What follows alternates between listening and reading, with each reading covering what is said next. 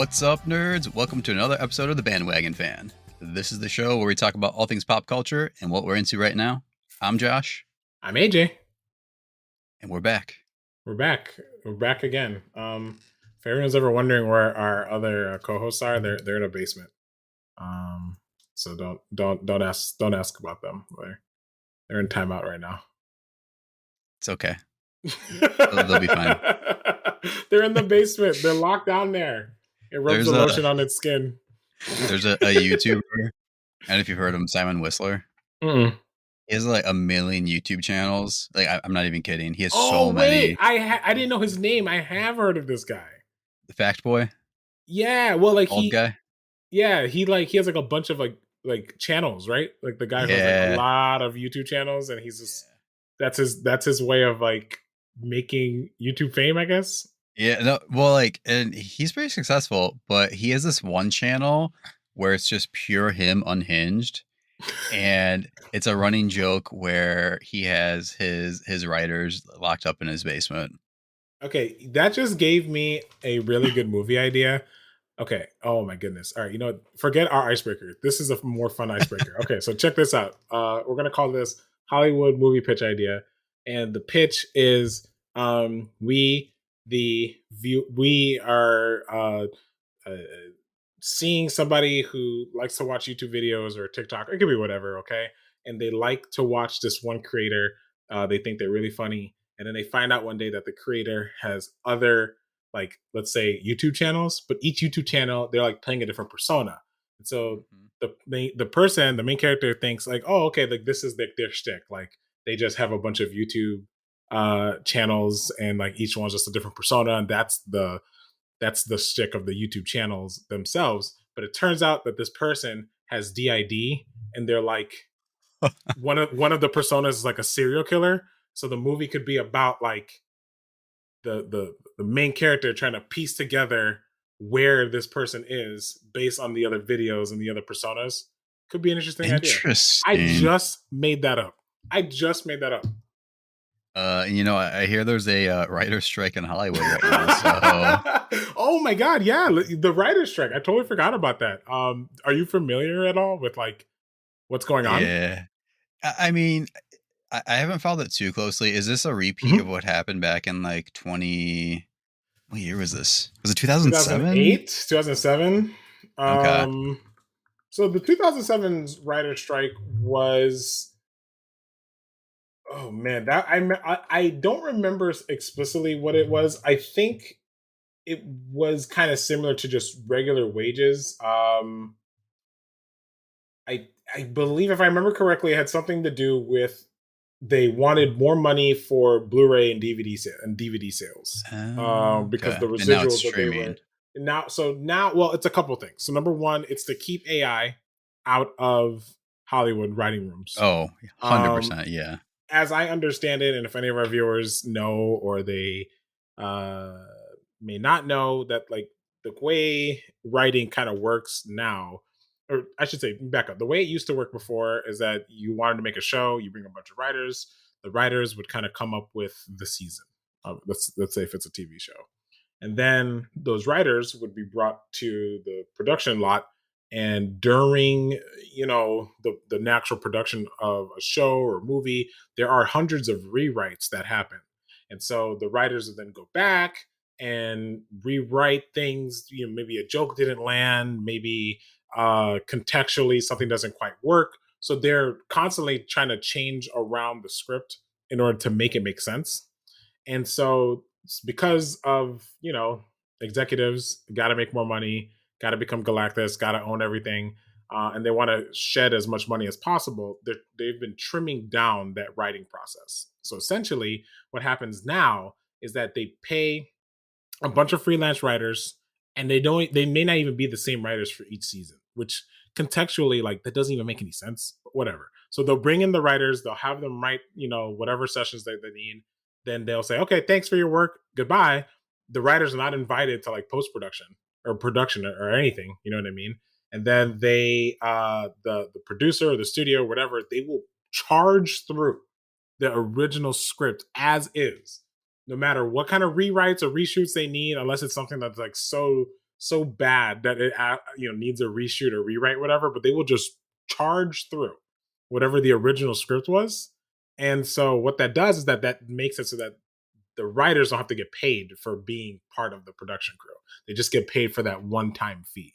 And then on top of that, like Josh mentioned earlier, it's also an issue with residuals that, before they were making a lot of money because, if The Office aired on TBS and TNT and I don't know, Lifetime, whatever networks picked it up, they get residuals based on how many times that show's aired. There is no deal for that with streaming. You know what I mean? So the people who wrote Stranger Things, they don't get more money for each season that the show continues because sometimes it's different writers, sometimes it's younger writers. You think about how what's that show we reviewed earlier last year, Rings of Power, the Yeah, Lord of the yeah. Rings show. Oh. Rings of Power had a lot of young or inexperienced writers and directors because in the pea brain of these executives, like they're like, oh, that's how we cut corners. That's how we save money. It's just right. You're just writing stuff. And they don't think about like the fact that there are good and bad writers. And sometimes those writers need to be part of a lot of the filming process to get an understanding of what they're writing. You know what I mean? So it's pretty messy. And right now the writer strike is obviously timed to kind of put pressure on Hollywood to comply because if they don't, I don't remember how many weeks, maybe like 4 or 6 weeks before they have to start filming for the fall. So if the writer strike Okay. doesn't happen fast enough, we may have a repeat of the 2008 situation Oof. where Oh boy. a lot of shows suffered. I think what's the most notable show you can think of that was affected by the writer strike the first time? I know The Office had some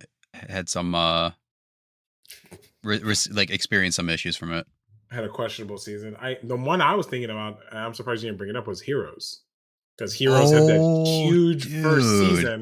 The Oh, writer's strike happened, and then the oh, second season was just like a bunch of characters that were like introduced, yeah. like, and then they tried to make it work, and it was just really messy. Like the writer's strike literally ruined Heroes. I You know what forgot I about mean? that. I've Yeah. actually blocked that out of my memory because Right. that Right. first season is one of the best TV shows out there, in my One of opinion. the best things you'll Oh, ever watch. I mean, and think about it. Like back in like what was it, 2006? We hadn't seen something like that on just TV. Like that's yeah. like streaming service level. That's a Like good point. you know what I mean? Like that was like streaming level service. Like ABC. I think it was ABC. I could be wrong, or NBC, one of the two. But they put a lot of money into that show, and so it just sucks that like Yeah. it just got lambasted because of that second season. So Yeah. pay your And writers. like you can tell when you have either an incomplete process or Yeah, like greener writers. And man, yeah, it does not pay off. Like it does the not pay executives are off. just stuffing their pockets. I'm 100% on the side of these writers. They deserve to Yeah, get paid. Like without them, you don't have a you story to don't have tell. anything, and you can't have a robot replace it. No matter Nope. what. Yeah, and we're talking about good writing, and I think that's a good place to start for what we're going to talk about today. Josh and I watched Guardians of the Galaxy Volume 3. This is an interesting movie because as you may or may not know, James Gunn directed this movie. He's transitioning to become the Kevin Feige for the DC cinematic universe as he's trying to figure out how can he. I think he has an interesting task as he's trying to both salvage and recreate a universe like at the same time. Like it's a weird thing, and I think his first swing was pretty much a hit with the second Suicide Squad movie. I would agree with that. I love that movie, It was good. It was much better than the first one. Much, much, much, much better than the first one for sure. which Um, yeah, also suffered from studio interference. studio interference, right? So, this movie was his kind of just, I guess, swan song for the MCU, at least for the foreseeable future. I think they kind of left it open to invite him back. I don't think they're necessarily telling him he can't direct another one. So I think if he wants to, it I seems like was wondering he's, about you know that. what I mean? Like that's what it kind of seems like. It very much seems like if he's open to making another movie somewhere down the road, they're going to let him do that. and I don't think he's opposed to doing it, but I think everyone just kind of wanted a break. That makes any sense. Yeah. Um, Well, because it's like I don't know, man, because it's literally their biggest competitor. Like I don't think they I don't care. know Disney, let's be honest. Disney money and Warner Brother money is two that different money. that is It's very two true. it's two different it's two different monies. So no, I don't think they really care. I think they, in my opinion, they openly invite the competition because if I remember correctly, there have been many movies that they have intentionally tried to put out at the same time as a DC movie.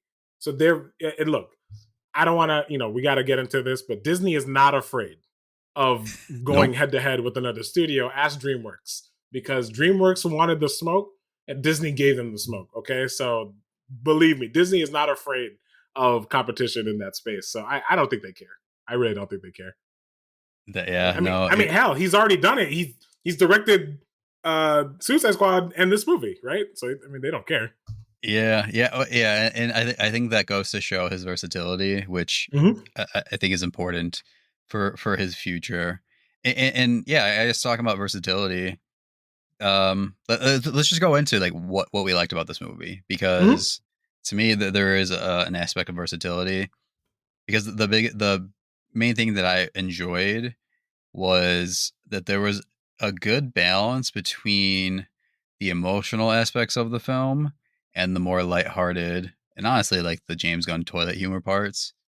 I felt like it cast a better struck a better balance of that than most MCU movies, which I sound like a broken record player because I'm always critiquing the quote unquote MCU formula, and I do find it tiresome. And I felt like this was able to kind of get out of that a little bit. And Mm-hmm. I'm curious how much leeway he had versus like him being like, "This is my last movie. Like I don't really care. Like I'm just gonna do what I'm Mm-hmm. gonna do." Yeah.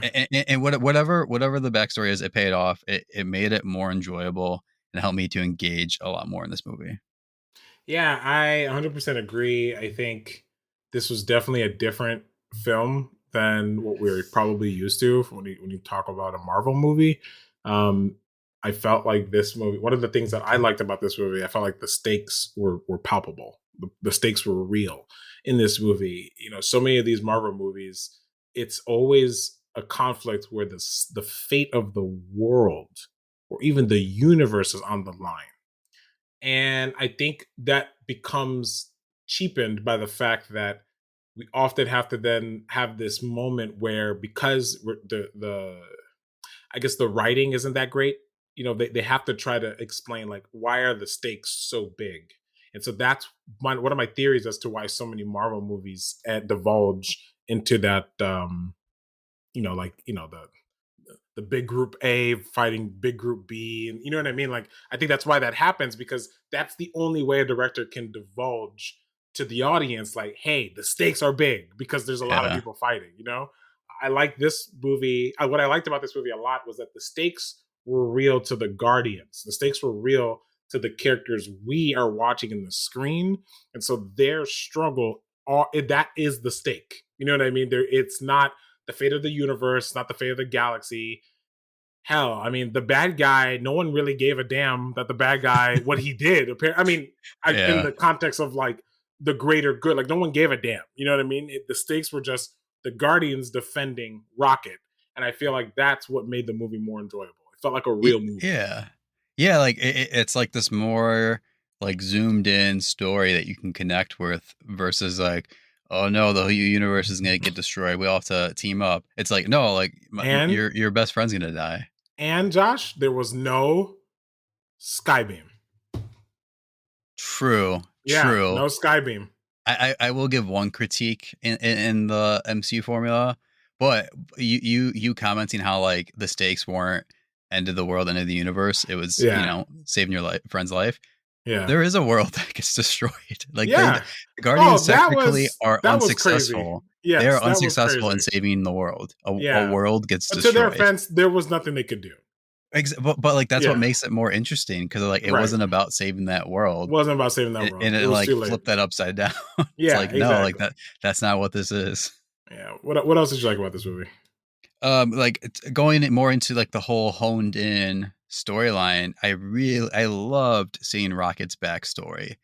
I thought it was very well crafted. It hit those emotional tones, and it did a great job of explaining like why is he so jaded? Why is he so snarky? Why is he so pessimistic? Like you get to see like what he's been through, and his kind of progression of this bright-eyed little raccoon to this disgruntled space mechanic thing. And so I liked that. Yeah, I mean, I agree. One of the things that low key kind of ticked me off a little bit is that for some of the pressers for this movie, James Gunn kind of let out that like, oh, Rocket Raccoon's the main character of these movies, and I'm like, what? No, he's not. Like, come on, that's bullshit. That's Yeah. that's bullshit. Like, there's no way. Like, I like what they did with Rocket, and I love Rocket's like backstory. As I mean, we joked about when James Gunn said, "Oh, this movie's darker than other ones." You and I both rolled our eyes because we've heard that many times before. Oh, yes, we did. This was legitimately dark.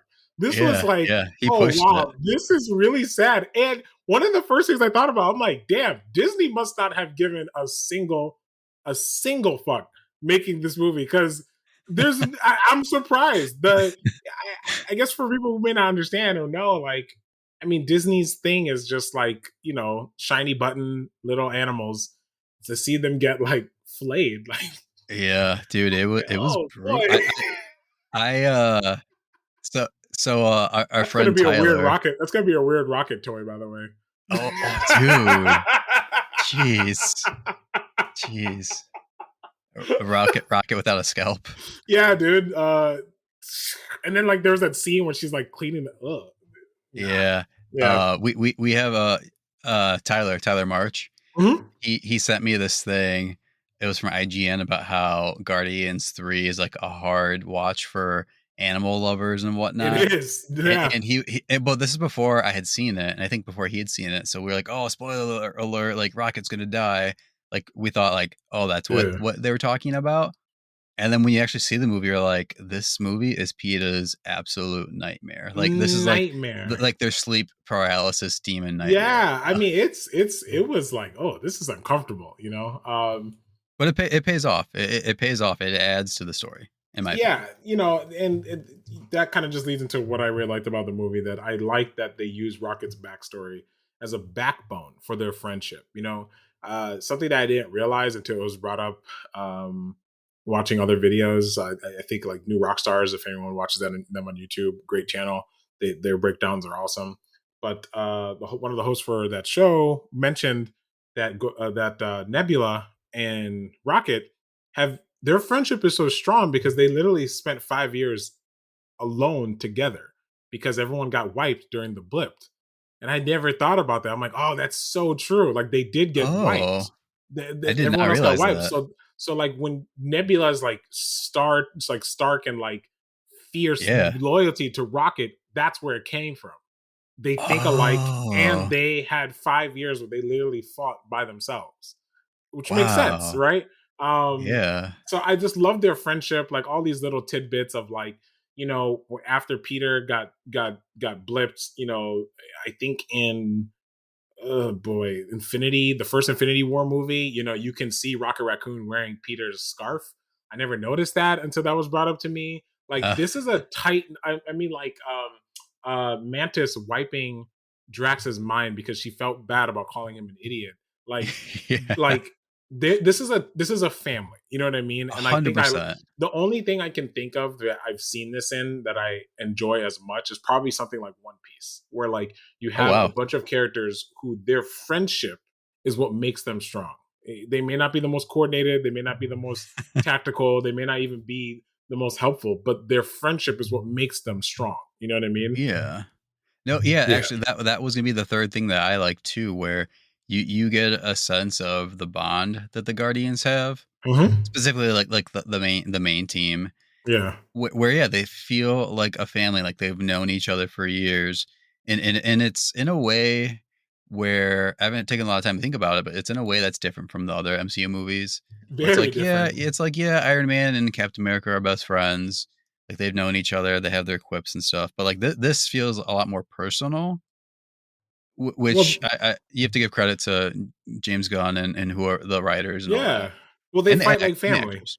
That's the thing. They Exactly. fight like family. They don't fight to hate each other. They fight like family. Like, hey, you're out of line, and they're trying to hold each other accountable. You know what I mean? Yeah, and like I'm glad you mentioned Nebula because she's like one of the ones that really sticks out because this is a rocket centered story, and now that you gave the context of them being together for so long, like it's like okay, yeah, like she is like down to do Yeah, whatever it is for to him. do whatever.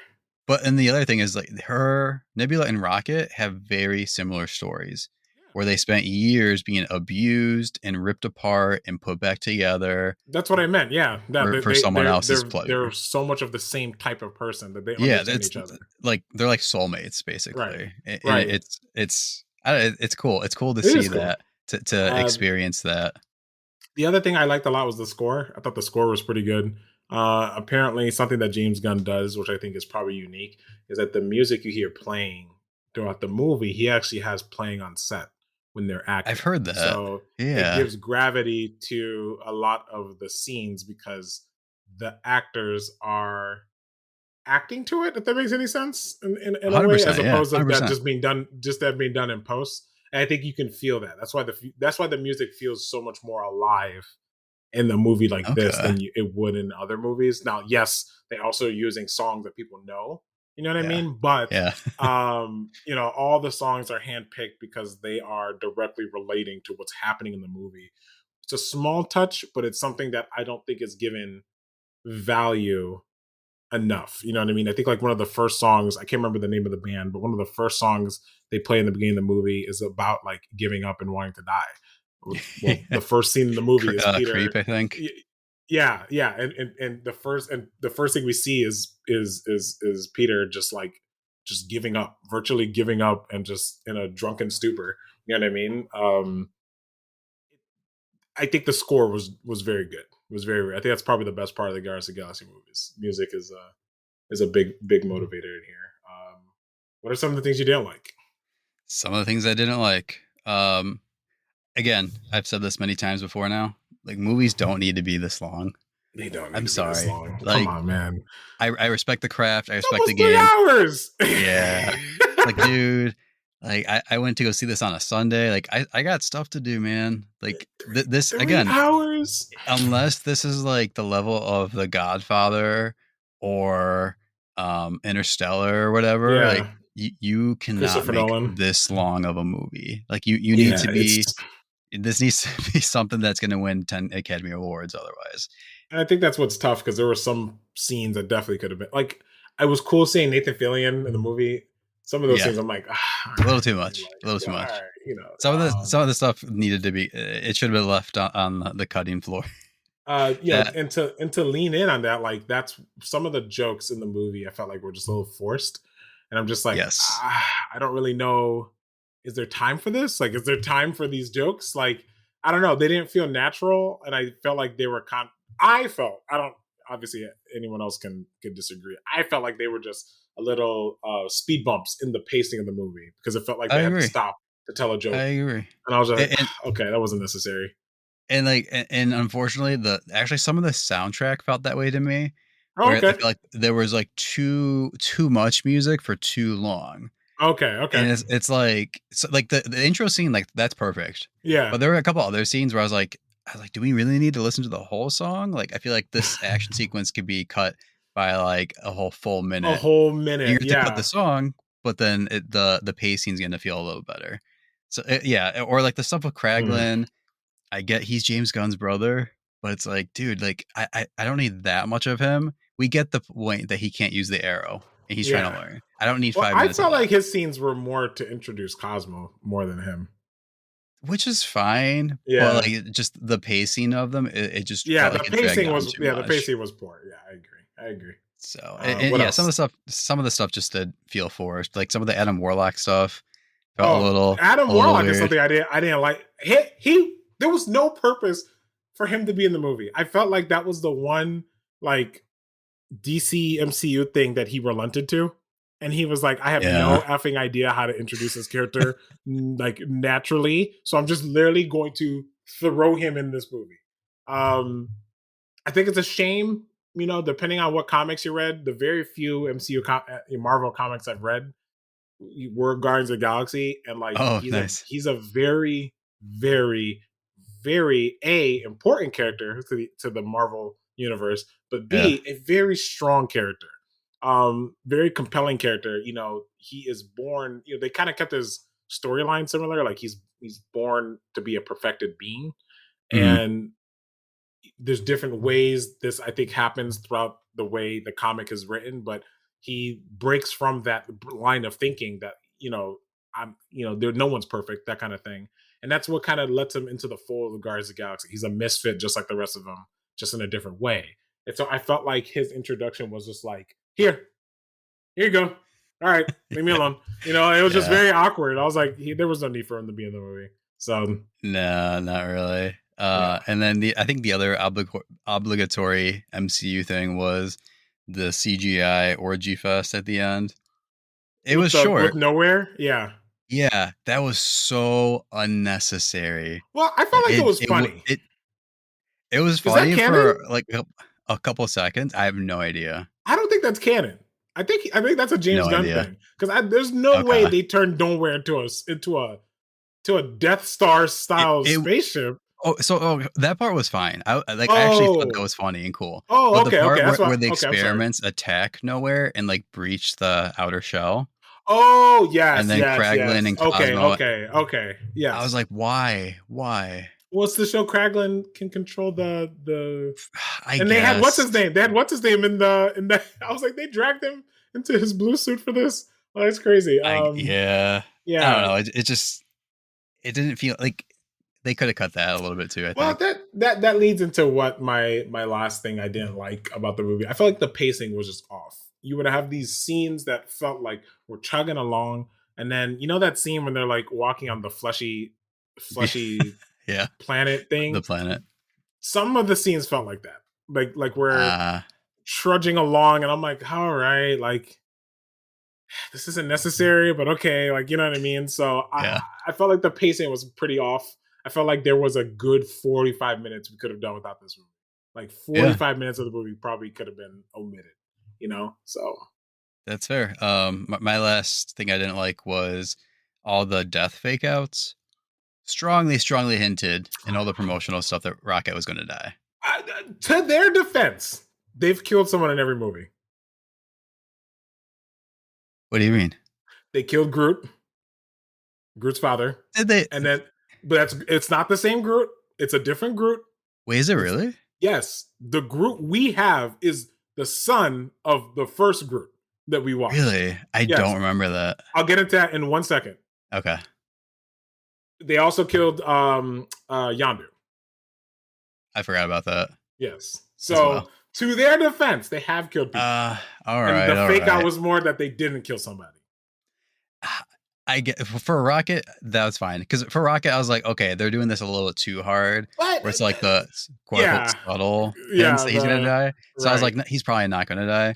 right. But then like when Drax gets shot, I was like, oh, Drax is gonna I die. thought Drax died. I was And like, oh, is he dead? yeah. Yeah. And I was like, all right. I was like, because I know Dave Bautista's done with us anyways, and like it would Look, be I'm pretty sad if gonna he died. I'm gonna give them credit. They killed someone every movie. Now, I to guess. I point out guess. to point out, I didn't know this until recently, so I am not coming from this from a perspective of like, how do you not know this? I just learned this, that the Groot we saw in the first movie is a different Groot. It's part of the way their species work. So the baby twig that Rocket picks up is actually what the sapling that What? first Groot left behind. That's number one. Okay. This is why this Groot grows differently. This is a new Rockstar's theory, so I do not want to take credit for this. But Okay. they Okay. believe that this Groot grows differently because Peter Quill is part celestial. Because Groot's species absorbs light, and that's how they grow. And that's how they get their individual powers. And so, Okay. Okay. because Peter Quill, being half celestial and a being of light, they think he is subconsciously emitting light into Groot. And that's why at the end of this movie, spoiler alert, but it's really awesome. I'm really pissed we didn't get to see it too much. We Yeah. get Alpha Groot, Yeah. or He is beefy, AKA man. King Groot, where he is, I don't know, 6 times the size of like Yeah. Incredible Hulk. I was like, oh shit, that's pretty cool. Yeah. Yeah. So Okay, that's yeah. cool. So, but that is not the same group. Okay, okay. That is the son of the first group. Okay, but like that's not widely known, so it doesn't have No, the not at all. emotional pull. And then They never Yondu was explain it. super sad, but he Yeah. wasn't a main guardian. Hey, I get it. Still I'm just sad, saying they did kill still somebody. That's sad. all I'm saying. People Well, died. and then they also made it seem like Peter died. I thought he was dead. Like he 100% looked dead. But then he's also half celestial. So it's And like that's the other. I was like, that's oh wait, he's probably part why he celestial. He's lived. not Yeah. dead. So like that's probably why he's still alive, honestly. But at the same time, I was like, come on, you cowards! Like, just do it. Someone should have died. Yeah, someone should have died. Yeah. All right, what was your least favorite scene? Least favorite scene: Star Lord, Gamora, and Nebula in the elevator, where he's like he like ends up staring at Nebula because he's like, oh, maybe I'm in love with you because Gamora keeps shooting him down. Yeah. I've seen that a million times in the trailers, so Yeah. like it just lost all humor value. Humor. Yeah. And then in the theater, when that scene played out, like everybody was laughing. I was like, guys, you've seen this 20 million times already. Like, Well, why are you I was laughing like it was the gonna first time? my least favorite scene is very similar. I just didn't like any scene when Peter is trying to win over Gamora. It came Ah, off okay. super cringy. Yeah. And it was like it's so weird because it's like if you're really focused on saving your best friend, this is not the time or the place. You know what I'm trying to say? I Like mean, it is Peter Quill. I know, but yeah, fair enough. But I guess like in my mind, I'm like, bro, priorities, man. Like you know what I mean? I don't know. I felt like it was just a little uncomfortable and unnecessary. If Rocket wasn't like on his life bed, then I guess it would make more sense. But it's like, bro, there's more important. Like we literally got a rehab. Like Yeah. like Yeah. and like I felt like this is a Disney thing because there's no way James Gunn would have done this. But we literally get a recap of what has gone down from Gamora and Peter Quill. And I'm like, who is that for? Disney, who is this whole it's Right. like a Right. It's like we all 4 minute know. We all explanation. know. We know. We everyone here at movie number what is this? 50? No 60 at idea. this Yeah. point?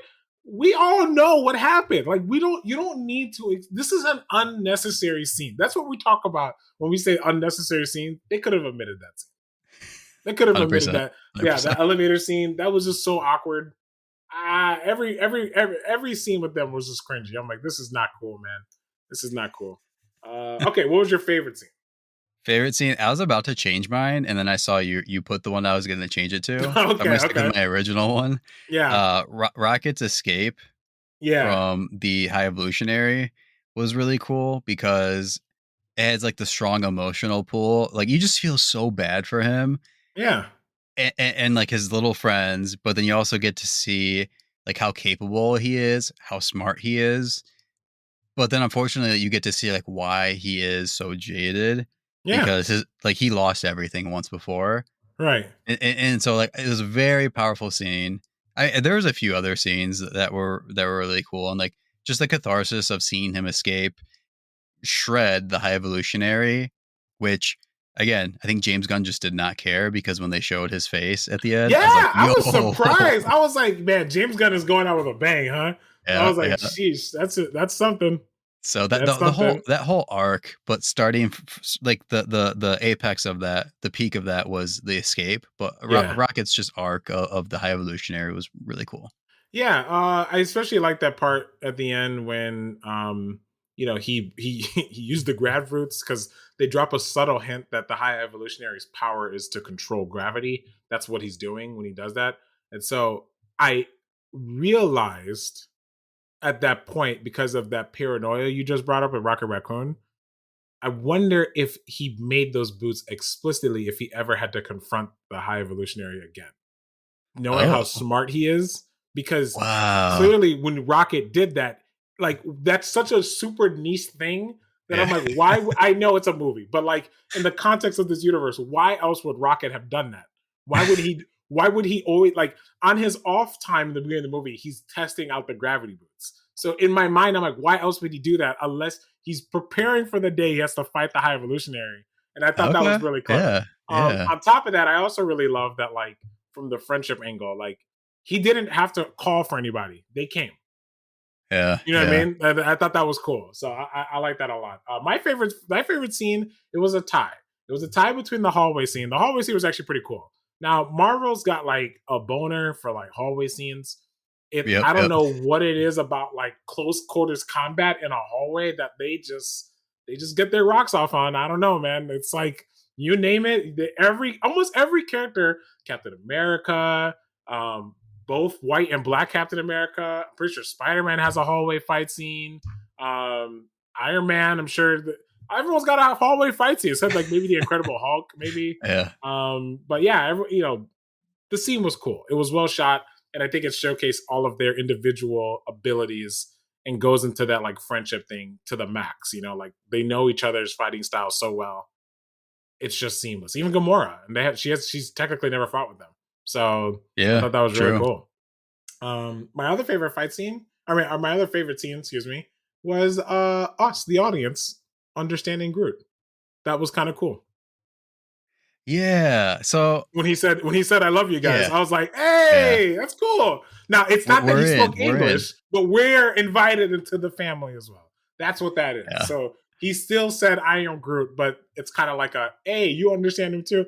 I thought that was kind of clever. I yeah, thought that was kind of cool. yeah. I forgot about that, but yeah, yeah, yeah. I agree. Yeah, I agree. yeah, yeah. I thought that was kind of cool. Vin Diesel finally got to say one other thing. So Right. yeah, yeah, yeah, man. So what are your final thoughts? Final thoughts. It's a great end to the series. Like I said, it deviates slightly from your typical MCU formula, and it has a good balance between the emotional pulls, the action scenes, and the funny quips. It's a very well developed character type of story, and I think it's a good farewell for this storyline, for these characters, and for James Gunn. And I think it really shows.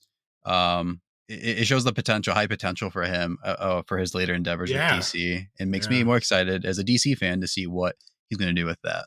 yeah. That's a good point. I know we dogged on it, and just understand we're nitpicking. I think we both like the movie a lot, Oh, and 100%. Go see it. Go see it. 100% recommend watching it. Um, I think I think the reality is Disney slash Marvel needs to get back into making more movies like this. Like we don't need connected movies. We don't need like connected movies like all throughout the MCU.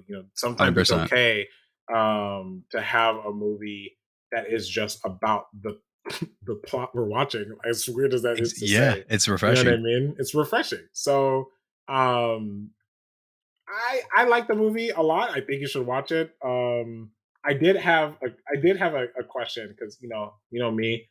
I like putting a tinfoil hat on. So we talked Let's go. about this a lot of time. That like, so number one, I was thinking the other day, who is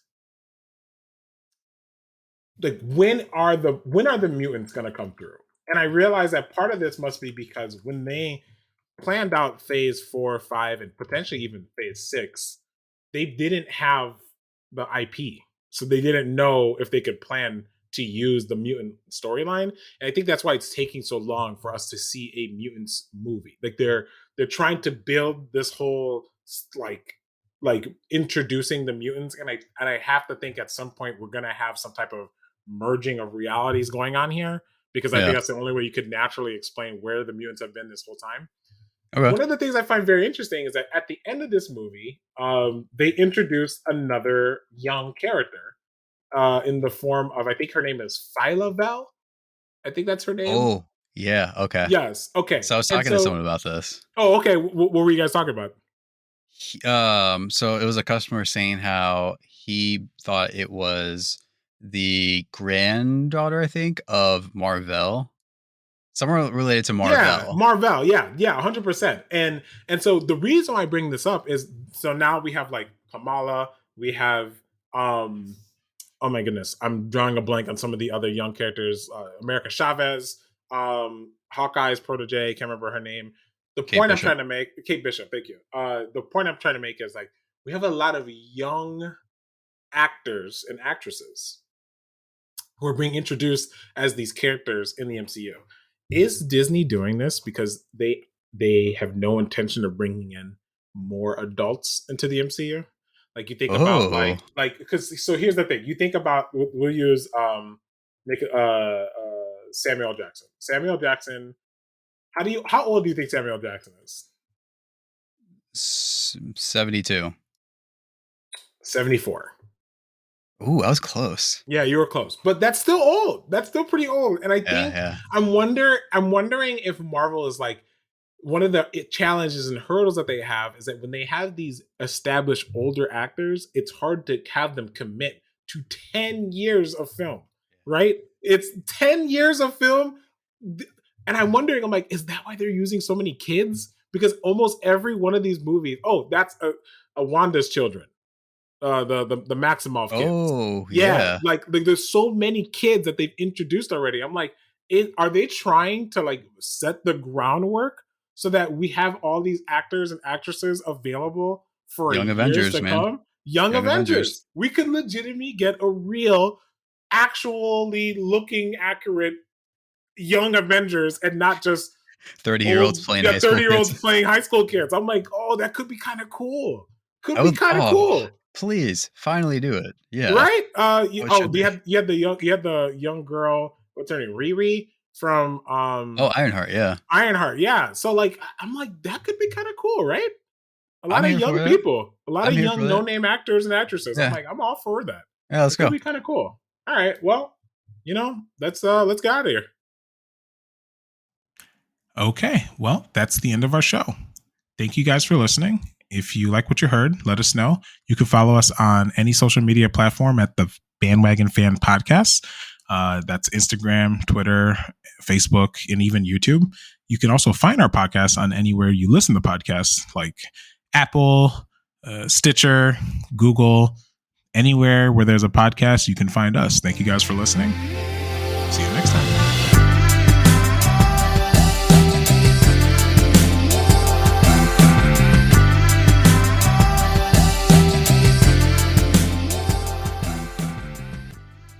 The Bandwagon Fan Podcast is hosted by Josh Jimenez, Alex Margosa, and me, AJ Soy.